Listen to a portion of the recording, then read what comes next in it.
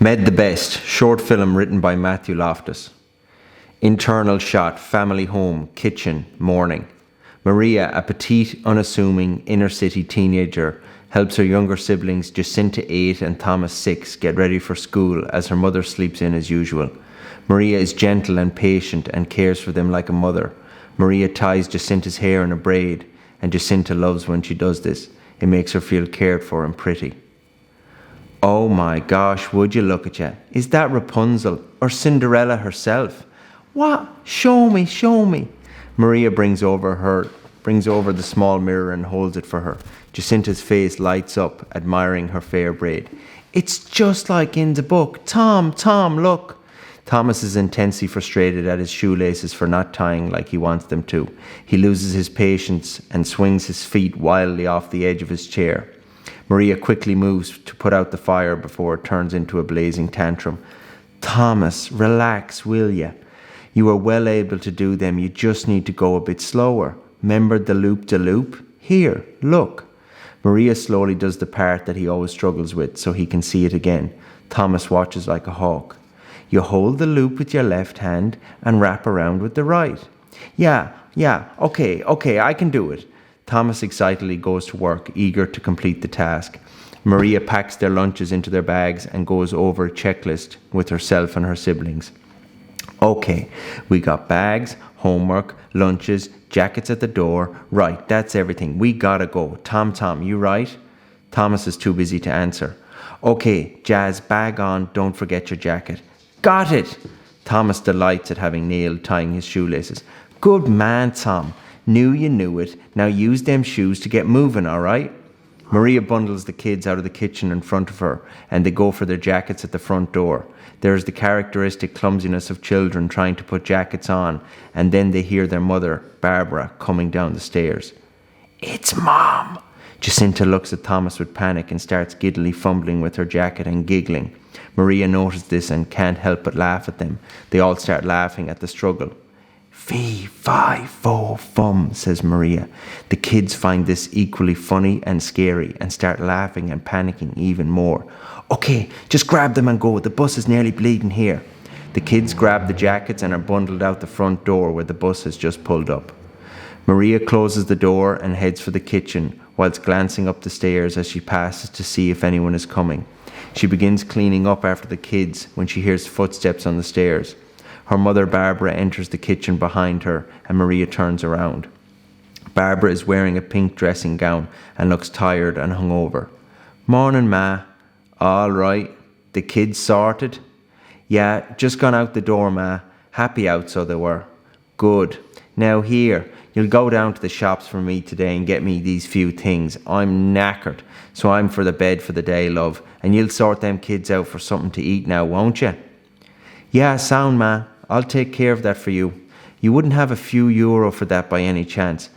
Don't even start that again, love. Aren't you lucky enough that you're even able to stay here at the age you? Aren't you 17 now? 16, Ma. What's that? Nothing, Ma. Nothing. You do as you're told. Put on the kettle there for me. A big burly man comes down the stairs and into the kitchen.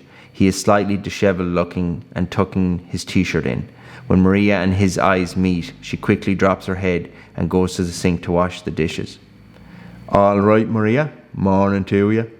Maria quickly and quietly over her shoulder. Morning. Will you have a bit of manners for fuck's sake, Maria? Would you stop? The girl's hard at it. Listen, I'm off anyway. I'll see you, Maria. Maria doesn't look up from the sink or react. Barbara walks out with him and Maria can hear them talk in the background. Peter leaves and Barbara comes back into the kitchen. You'd think you'd have a bit more brains in you. Peter's been a great help around here and yous can barely spare a hello for him for feck's sake. Well, he's off trucking around Europe for the next few months anyway, so you won't have to fake a smile for a while. Maria stares into the sink and continues her work. External shot, an alley in the housing estate under street lights, night. Maria stands around under a streetlight with 3 other teenage girls from the estate. They are chatting and passing around a cigarette. Maria is quiet and mostly observes as usual. Chelsea, to the girl next to her. Do you want some of this? The girl takes the cigarette and takes a long drag before passing it to Maria. Maria subtly gestures that she doesn't want any, hoping no one would notice this irregularity. But Chelsea notices and looks at Maria to investigate. Maria looks to the ground. What's wrong with you? You pregnant or something? The girls laugh at the idea of Maria being pregnant, and Maria laughs with them, but Chelsea is still probing Maria. Who? Virgin Maria, one of the girls says. The girls all laugh and Maria tries to play it off, but Chelsea sees that she is onto something. You are, aren't you? Maria looks up at her now, blushing and still trying to laugh it off, but secretly she wants to share her trouble, and she never could hide a secret with her face. No, would you stop? You're mad. Then why are you not smoking? Just didn't want it is all, not feeling great. Don't worry about it, it's nothing. So tomorrow you'll be back smoking again then, yeah? Yeah, probably, suppose. Just not feeling great is all. Chelsea stares at Maria and Maria meets her eyes to see if she has backed off. She hasn't, and Maria cannot keep the lie any longer, and she feels overwhelmed and cannot deal with having to lie. Even such a small one as this.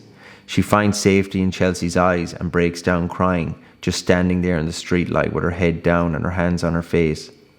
The girls all look at each other in shock, and then Chelsea goes over and hugs Maria, and the other girls follow.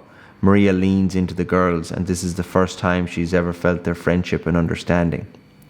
Ah, Maria, you're all right. Don't worry about it, Maria. Sure, most of us have been preggers by now. It's no big deal, Maria. It'll be grand. All right, girls, go easy. Don't smother the poor girl. Go on ahead and I'll chat to Maria and sort her out. Go on. Maria calms when the girls leave and begins to compose herself. She respects Chelsea and feels she can trust her. So how did this happen then? Did Owen finally stop staring at you and make a move? Maria laughs and wipes away her tears. No, not exactly. You don't have to tell me anything if you don't want to. It's just that I went through the same thing and I know what you're feeling. This is comforting for Maria. What did you do? Well, I didn't even know who the father was, and sure I couldn't look after the poor thing, you know me. So I went down to the clinic on St. Patrick's Street and got it taken care of. Easy peasy. What was it like? Well, there was a few cold hands here and there and an uncomfortable feeling in my belly, but then it was over and I was out of there. What was it like after? I don't know really. I just tried to forget about it as quick as I could and get on with it, you know. But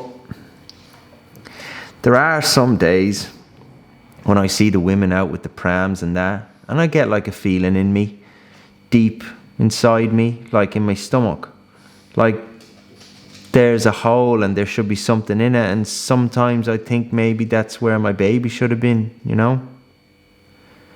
That's sad, I suppose, but it's better than having a little shite dragging out of me night and day, right? The girls laugh together and head home. Internal, the children's bedroom, family home, night. Maria is reading to Jacinta and Thomas in their bedroom. Thomas is in Jacinta's bed and Maria sits on the bed reading.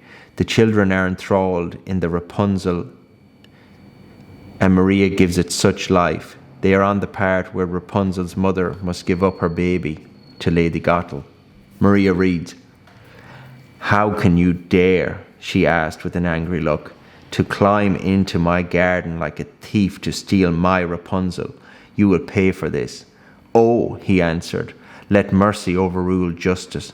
I came to do this out of necessity. My wife saw your Rapunzel from our window and such a longing came over her that she would die if she did not get some to eat." The sorceress's anger abated somewhat, and she said, "If things are as you say, I will allow you to take as much Rapunzel as you want, but under one condition. You must give me the child that your wife will bring into the world. It will do well, and I will take care of it like a mother." In his fear, the man agreed to everything. When the woman gave birth, the sorceress appeared, named the little girl Rapunzel, and took her away. Rapunzel became the most beautiful child under the sun. When she was 12 years old, the fairy locked her in a tower that stood in a forest, and that had neither a door nor a stairway, but only a tiny little window at the very top. From outside the door, Barbara shouts into the room, "Come on, bedtime, yous lot." "Okay, I'll finish the rest of it tomorrow night. Into your bed, Tom." The kids are disappointed but look forward to tomorrow night, and Thomas scuttles into his bed. Maria gives them both a hug. "Good night, Jasmine of Agrabah." Jacinta smiles and Maria goes over to Thomas. "Good night, Tom, my big man." Thomas smiles. Internal, Maria's bedroom, family home, same night. Maria lies in her bed in her pajamas. She holds her stomach. She puts her head under the blanket and she begins to whisper to her unborn child. "Lady Gothel won't get you." She closes her eyes. Internal, kitchen, the family house, the next day. Maria is sweeping the kitchen floor when she hears her mother entering and slamming the front door. Maria is frightened. Barbara comes into the kitchen, slams her handbag on the kitchen table. "You little slut." "What? Did you just think I wouldn't find out or what? What was your plan?" Maria looks down and doesn't answer. "Well, what was your plan, Mother Teresa?" Maria doesn't answer. "Well, I'm glad one of us around here has a brain then, because I'll tell you the plan. We're going straight down to that clinic tomorrow and getting rid of that thing. And you'll be keeping yourself to yourself after that, because I can't be dealing with another mouth to feed around here. And you're not much of a bleeding help." Maria runs past her mother up the stairs to her room, distraught. Internal, Maria's bedroom, the family house. Moments later, Maria lies into her bed weeping.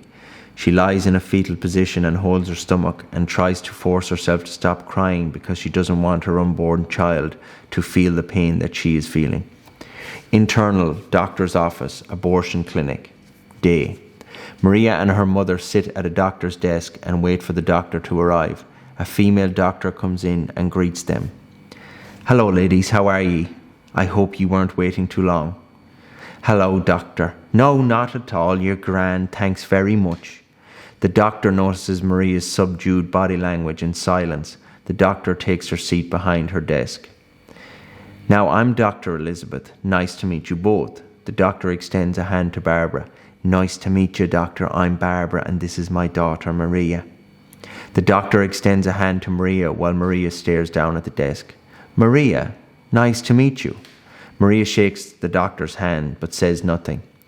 "Okay, so I see here Maria would like to schedule an abortion procedure. Am I correct?" "Yes, that's right. Maria here got herself pregnant and there's no father around or anything, and well, she can't support a baby, so it's the best thing." "Thank you, Barbara, but I need to hear from Maria herself." "Yes, of course, Doctor. Maria, tell her the story, love." Maria stays looking down and pretends she didn't hear her name. "Maria, is this correct? Do you want to elect for an abortion procedure?" "What are ye going to do to my baby?" The doctor looks surprised but concerned. "Sorry? What do you mean, Maria? We aren't going to do anything unless you want us to. You understand that, right? Do ye suck it into a blender or poison it?" "Maria, for feck's sake. I googled how they do it." "Well, Maria, if you're interested in the specific methods, of which there are many, I can go through all of this with you if you think it will help. But please understand, we have no interest in convincing or persuading you to have a procedure. I am here to provide you with information and be of help if I can. The decision is totally and completely up to you, and if you have any questions, I will happily answer them as best I can. We also have lots of information on institutions that can help if you decide to continue with your pregnancy." Internal, the hallway of the family house. That day, Barbara and Maria enter the house after the doctor's clinic, and Barbara has been berating Maria for the incident in the clinic all the way home in the car. Maria has kept quiet with her head down and is now going up the stairs to her room. "I tell you what, I wish I had that option when I was your age, and I wouldn't be in the spot that I'm in now with yous lot driving me mad. Maria is facing up the stairs with her back to her mother. Where do you think you're going now then? My room. My room. Well, have a long hard think about that, because if you want to have that bleeding baby, it won't be your room for much longer, because you'll be out of here on your arse. Mark my words. Maria stops at the top of the stairs. No, I won't. Barbara is shocked. Maria turns around. At 4 o'clock, Thomas and Jacinta are going to come through that door, and I'm going to be waiting for them. And they're going to be expecting me. And I'm going to have their dinner ready for them, and they're going to tell me all about their day. And after dinner, we'll do tea and biscuits, and then we'll start with their homework. Tom is struggling with his times tables, but he's been getting better, and Jazz helps him. Jazz is good at maths, but struggles with handwriting, so we've been working on that. And it's tough, but we do it and we laugh, and they always get their homework done. Then I'll wash them and put them to bed and read them a story, and they love that, and they look forward to it, and I'm good at it. That's what I'm going to do, and you can do whatever you do. And I am going to have this baby, and it's going to be mine, and Tom and Jazz will love it, and I will love it, and no one, not even you with all your empty threats, will take it away from me. As she has been speaking, Maria has been slowly moving down the steps towards her mother, and now stands face to face with her at the door. Barbara is stunned to silence and considers hitting Maria, but doesn't. Maria stares her mother down. I'm going for a walk. Maria walks past her mother and out of the house. External shot, Dublin City that evening. Maria walks to the sea to clear her head, and she envisions her life she wants for her child and for her. She is resolved on the question of whether to keep the child. Internal, the family house, day. Same day. Maria enters the house and can hear cooking noises from the kitchen. She is curious. She walks in and finds her mother cooking fish fingers in the oven and with the table set. Barbara turns and sees her and seems surprised. Hey, Mars. What are you doing? Oh, nothing. Just said I'd throw on a few fish fingers for when the kids get back. Gives you a little break and all. Just clear your head. They like fish fingers, don't they? Barbara is struggling and finds it hard to look at Maria. She really wants to say sorry, but it's hard for her. Maria knows this and is taken aback at her mother's efforts to try and make things better. Yeah, it's their favourite. Maria is almost crying now and silently walks towards her mother. Barbara doesn't know how to react. Did you have a nice walk, love? Not a bad day out. Barbara pretends to see Maria approaching her. Pretends not to see Maria approaching her and look out at the sky. But Maria puts her arms around her and Barbara is trapped. At first she resists, but Maria is fully committed and Barbara must break and finally lets go of the defensive tension in her body and falls into Maria. Barbara starts weeping uncontrollably as her body relaxes into Maria's, and Maria is quietly sobbing on her mother's shoulder. They stay there for a while. 2 months later, internal shot, Maria's bedroom, family house, night. Maria is combing her hair in her room when she hears a knock on her door, and before she realizes who it is, she says, "Come in." Her whole body freezes at the sight of Peter as he smiles and walks into her room and closes the door behind him. "What do you want?" "Well, hello to you too, Maria. Welcome back, Peter. How was your trip?" Maria stares at him, trying to predict his motive. Her hand drops to her stomach. "No, I was just talking to your ma there, and she was filling me in on all the news and that. Congratulations on the baby. That's amazing, isn't it?" Maria stays defensive. "So if you don't mind me asking, who's the father, Maria? I didn't know you had a boyfriend on the go. You certainly kept it quiet." Peter is now glaring at Maria intensely. He is determined to get an answer. Maria says nothing and looks down, hoping he will just leave. Peter suddenly changes into a wild animal and goes straight for Maria's throat with both his hands and pins her back against the desk. Maria tries to call out, but she can't. Peter is seething. You little slut. That was supposed to be our little secret. That baby's mine, and I can decide what happens to it. How dare you not tell me? You better not have that fucking soul that I'm the father, or I'll bash you and your ma's heads in. And another thing, if you don't get rid of it, you can mark my words that I'll be getting rid of it for you when it comes out. At this moment, Barbara walks into the room and sees Peter throttling Maria and screams, "Oh Lord, get off her, you dirty bastard!" Maria throws herself onto Peter's back and starts pulling him off Maria. "Get off her, you fucker!" Peter is embarrassed and his kind pretense has fallen. He lets go of Maria and pushes Barbara aside and leaves the room and heads for the stairs. Barbara chases him down the stairs, screaming, and out the door. She then runs back up the stairs to find Maria on the floor by the desk, struggling to catch her breath and with tears streaming down her face. Barbara sits down beside her, holds her and tries to calm her. "Oh, Maria, you poor thing, just breathe. Breathe, good girl." Thomas and Jacinta now gingerly enter the room after hearing the commotion, and Barbara tells them to get out, but they see their sister Maria and they start crying too. "Out, out, Jacinta, take your brother and go play." "Maria's crying." "Mom, is Maria okay?" "Out, out, now Maria's fine, she's just tired. Out now and go play." Jacinta takes Thomas by the hand and leads him out of the room. Maria is just beginning to catch her breath. I can't, Ma." "Okay, Maria, shush now. Relax, just breathe now." "Ma, I can't do this, Ma. Please." "Okay, Ma, that's fine. Whatever you need. Ma's here now. We'll sort it out. It'll be all right now, darling." Internal, the kitchen, the family house. Day. Next day. Barbara is in the kitchen alone speaking to the abortion clinic receptionist.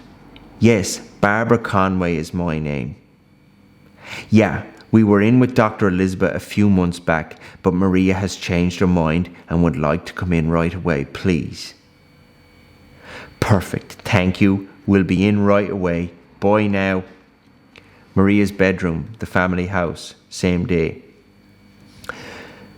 Maria lies bunched up in bed, silently weeping with tears streaming down her face. She has her two hands over her stomach. "I'm sorry." External shot of Barbara's car parked outside the family house the same day. Maria stares motionlessly out of the passenger window as her mother says goodbye to Thomas and Jacinta and gives instructions to the neighbour and tells them they will be back soon. Thomas and Jacinta are worried about Maria and ask their mother if she will be okay. Barbara reassures them that Maria is fine and they'll be back soon. Then Barbara gets into the driver's seat of the car and closes the door. "All right, Mar, we're nearly there now. Soon it'll all be over and forgotten about, okay?" Maria does not appear to even hear Barbara and remains motionless and unblinking. She appears to be numb to the world. The car slowly pulls out of the driveway. Fade to black. 5 years later. Internal shot, Maria's place of work, daytime. Maria is working a day job and we see her finishing up for the day and saying goodbye to her co-workers. She is happy and her co-workers seem to really like her. She has a new light in her face and her eyes seem brighter. She holds her head higher, literally. Internal shot of Maria's home that night. Maria answers a knock on the door and it's her mother, Barbara. They greet each other warmly, like old friends. "Hey, Ma." "Hey, Ma." Sitting room, Maria's home that night. Maria and her mother sit drinking tea, facing a warm open fire in Maria's cosy sitting room. You can't beat the open fire, can you? No, there's nothing like it, especially in the winter. Oh, I could stare into it for hours, so I could. Yup, me too. Barbara looks from the fire to Maria and pauses. Maria? Maria notices her mother's shift in attention and looks over to her in anticipation. Mother? Barbara wants to ask something but changes her mind. Nothing. I'm talking nonsense. Maria encourages her. Ma, whatever it is, just say it, will you? Okay. Do you remember that day in the car? Maria doesn't respond but is looking right at her mother. You know, the day we went to the... Maria cuts her off. Yes, of course I remember it, Ma. What about it? Barbara is slightly embarrassed now and wants to back away from the topic. Oh, no, nothing. I just wondered, do you ever think about it or anything? Maria stares back into the fire. Yeah, I do. All the time, Ma. Breaks my heart, to be honest. Thank God, though. It was the best decision I ever made. We hear a noise on the stairs in the hall and Maria turns to look. Who's there, Gran? I don't know, love. I think a little monster. A beautiful 5-year-old girl with long blonde hair and an excited smile reveals herself on the top of the stairs. Ariana. I'm not a monster, Gran. It's me. Ariana runs down the stairs in her pajamas and over to Barbara and gives her a hug. Oh, my gorgeous princess. Ariana then hops onto her mom's laps and rests her head on her chest and plays with her mom's hair.